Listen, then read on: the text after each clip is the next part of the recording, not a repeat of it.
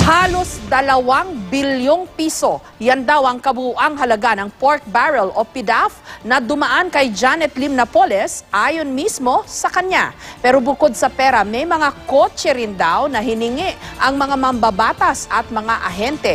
Live mula sa Quezon City, may report si Joseph Morong. Joseph. Jessica, doon sa affidavit itong si Janet Lim Napoles na ikwento niya na naaalala niya yung halaga ng ilang mga transaksyon niya doon sa mga mambabatas. At nung kumpitin natin ito, umabot ito sa aabot na 2 billion pesos na PDAF transactions at 817 million pesos naman na mga komisyon o mga cash advances.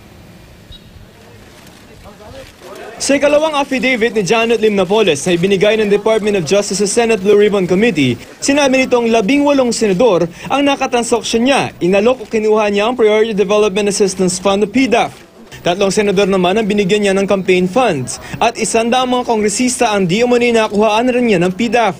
Sa affidavit ni Napoles, sinabi nitong taong 2000 na magsimula siya sa operasyon ng pagkuha ng PDAF. 40 hanggang 50% ang halaga ng mga PDAF ang napupunta sa mga mambabatas na may-ari ng PDAF. 5 hanggang 10% ang napupunta sa mga ahente o tagapamagitan sa mga mambabatas.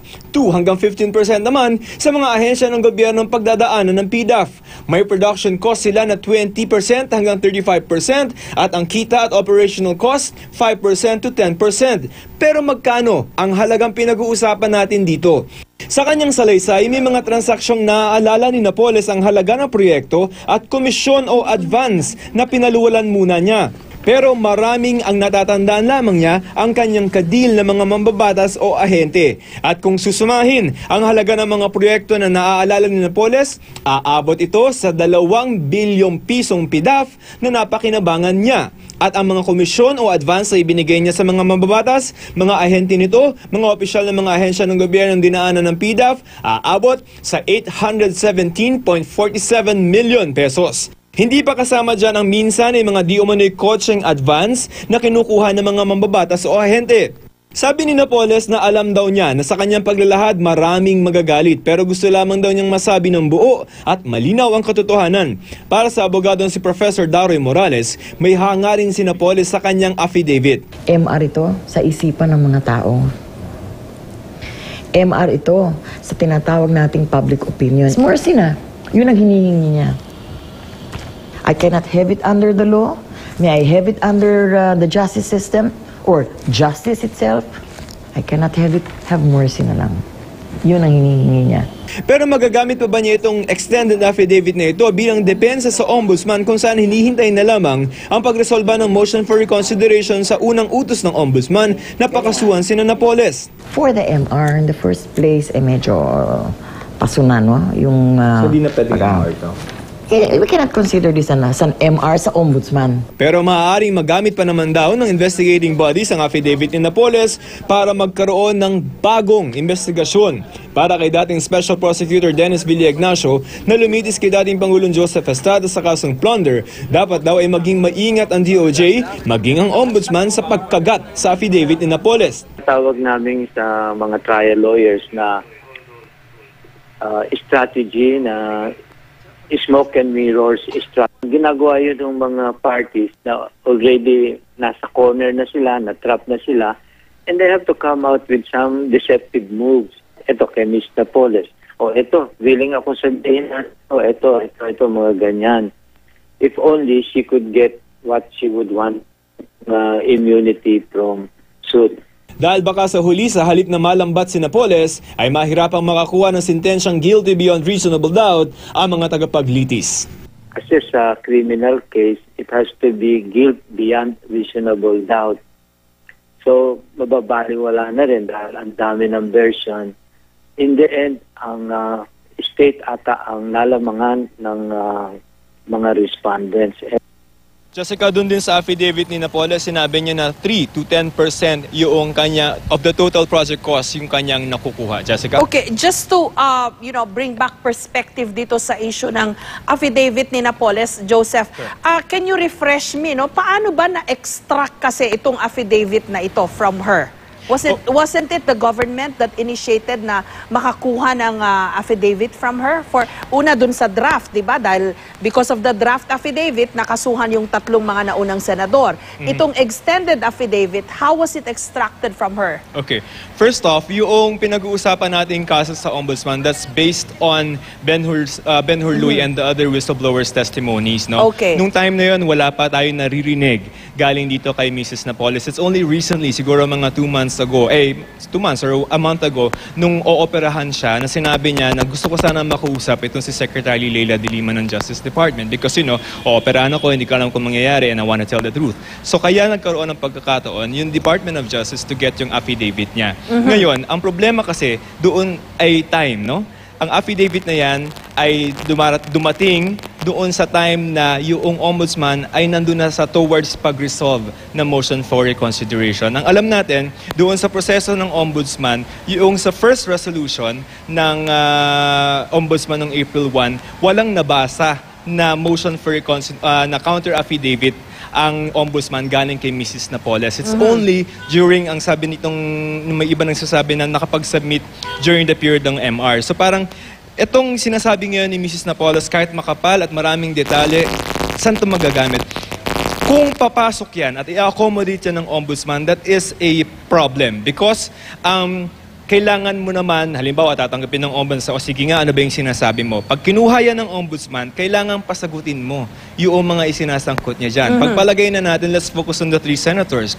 Pag tinanggap ng ombudsman bilang evidence yan, ay kailangang hingan na naman ng kanilang reply yung 3 senador, and that will take a lot of time. Ngayon, meanwhile, nakabinbin yung original na resolution ng ombudsman charging these 3, including Mrs. Napoles, para sa plunder, Jessica. Okay, kasi in the eyes of laymen, no, yung the public, bakit nung una na nakasuhan yung 3 senador, parang pinaniniwalaan yun ng marami? And then nung nagkaroon ng extended affidavit at naging 20 yung mga akusadong senador and all the 100 plus na mga congressmen, including 2 cabinet officials ngayon na nakaupo, biglang hindi na dapat paniwalaan. Para bang it's a damn if you do, damn if you don't situation. And picking up from yung opinion ni Fiscal Ignacio, Dennis Villa Ignacio, sinabi niya parang nagkamali ba? May pagkakamali sa pagkuha nitong affidavit na to? Kasi, di ba parang it could have been a dud, but it also backfired, no? On a lot of people. On the first point, hindi naman siguro sa hindi pinaniniwalaan at hindi ina-accommodate yung mga sinasabi nitong si Mrs. Napoles, except that meron tayong judicial process and we want para medyo hindi pa sigurado kung saan to pwedeng gamitin. As of this moment, ang pinagsubmitan lang nila ay yung Senate Blue Ribbon Committee na alam naman natin na tapos na yung investigasyon sa PDAF. At although sinasabi nila na pwede nilang buksan yan because of this new development. Going to the point of Special Prosecutor Villa Ignacio, from a strategy point of view, if you're going to prosecute Mrs. Napoles at alam mo na ganito yung involvement niya, ang sinasabi niya rito is parang the DOJ should have been more discerning in terms of maybe accepting or listening to her because as of this moment, medyo confused na yung mga tao. Ang dami-dami nang lumalabas na mga pangalan at saka hindi na natin alam kung sino ba talaga yung nagsasabi ng totoo. When you have that kind of perspective at umakyat tayo sa Sandigan Bayan, sa Sandigan Bayan ang kailangan mo yung huwes o yung justice na magko-convict ay convincingly sasabihin niya na itong mga sinasakdal sa akin ay without reasonable doubt, walang pagdududa involved. But given na ang dami-daming lumalabas na kwento, ang sinasabi nitong si Prosecutor Villa Ignacio, baka mahirap marating yung threshold na guilt beyond reasonable doubt, Jessica. Yun na nga, again, my question, no? Kasi nung tatatlong senador, people were, quick to believe na credible yung affidavit niya. Nung naging 20, biglang, and lahat, even the 3 senators nagde-deny, and even the 2 cabinet officials nagde-deny, where does that leave the credibility of the affidavit now, itong extended affidavit? In terms of credibility, talagang kailangan ay, yung sinasabi dati nitong si Justice Secretary de Lima na vetting, kasi it's not enough that you say one person is involved. Kailangan, you have to back it up with evidence. For example, meron siyang sinasabi dyan ng mga saro numbers, no? Ngayon, ang madali namang i-check yan halimbawa sa DBM because they should have records nung sa SARO. And kung halimbawa pumasok siya, yung transaction na yun is between 2007 and 2009. Kahit pa beyond those years, maybe earlier than 2007 or later than 2009, the Commission on Audit, kung may ganong klaseng disbursements, should be able to see that, Jessica. Okay, baka dun magiging useful yung files ni Ben Hurloy. 'Di ba? Kasi they can use that to cross-check because I understand nung unang inilabas yan ng PDI, ng Philippine Daily Inquirer, naka-indicate agad what evidence to back those allegations up. Kung may SARO, may numbers pa, 'di ba? What amount, etc. Correct, Jessica. And sa ating court, although pag halimbawa nakakarinig tayo ng mga cases, ng criminal cases, malakas pa rin yung ating paniniwala pag sinasabi ng isang witness. But I think when we were doing this story tungkol dun sa mga past experiences natin with Thunder cases, no, ang court kasi hindi yan nakikinig sa mga sabi-sabi. Pag halimbawa may claim ka, kailangan you have to back it up with evidence. Ngayon, going back to our previous experience dun sa Plunder case with the former President Estrada, what convicted him, according to some private prosecutors, was yung admission na he signed as Jose Velarde. Doon sa sinasabi na nag-deliver ng bayong-bayong na pera, the Sandigan Bayan didn't listen to any of those. Ang tiningnan nila ay yung merong papeles. So evidence will be very important. Kahit pa itong mga claims ni Mrs. Napoles may seem, impossible o kaya masyadong bongga, no? Pero kung halimbawa, if it could be backed up by evidence, then well and good. Kung hindi, then baka walang value, Jessica. Maraming salamat sa iyo, Joseph Morong.